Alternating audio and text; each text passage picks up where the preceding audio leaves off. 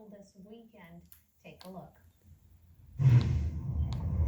You issued, I think, on January 31st, a public health emergency for the United States with regard to the coronavirus. I don't think people noticed that. It probably got short shrift because, of course, this was the time when impeachment was either imminent or getting underway.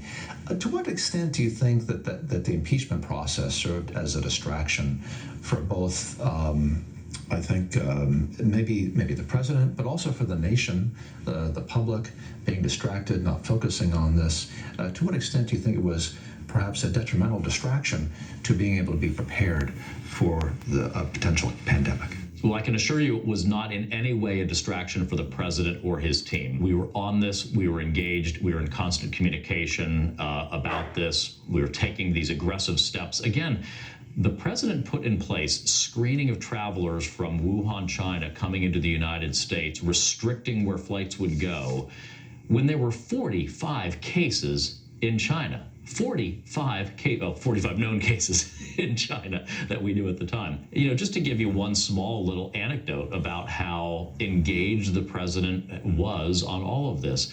I was literally with the president when the impeachment verdict came down in the Senate because we had been engaged on this issue of protecting the American people from the novel coronavirus when the Senate actually was doing its voting. I was the one cabinet member there with him when that came down because we were interacting on this. Describe, if you can, or contrast perhaps the president's actions taken against COVID-19 versus those of other institutions. I'm thinking of, for example, the World Health Organization here. Well, first, we've been transparent and open throughout.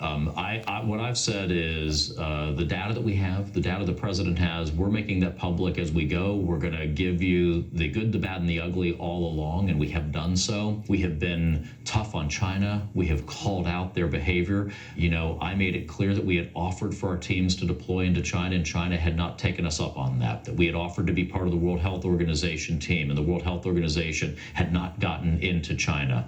We did the travel restrictions with China, and the WHO criticized President Trump for doing that. Even more recently, we recommended the use of cloth facial covering in situations when you couldn't be socially distanced more than 6 feet from each other. The World Health Organization is critical of the use of facial coverings. So there is so much reform of the World Health Organization that's going to have to take place, and President Trump is driving that, especially its relationship with China, ensuring its independence. The World Health Organization could have an important role, calling balls and strikes in terms of compliance with international health regulations on transparency, on cooperation, on sample sharing, so that we can all develop therapeutics and diagnostics. But they haven't done that job as aggressively and forcefully as they could have done. And to be honest, I think it's because China's involved. Secretary Azar, thank you so much for talking to One American News. It's great to catch up with you, and it's great to talk about this very important issue and the president's leadership with regard to the COVID-19 pandemic.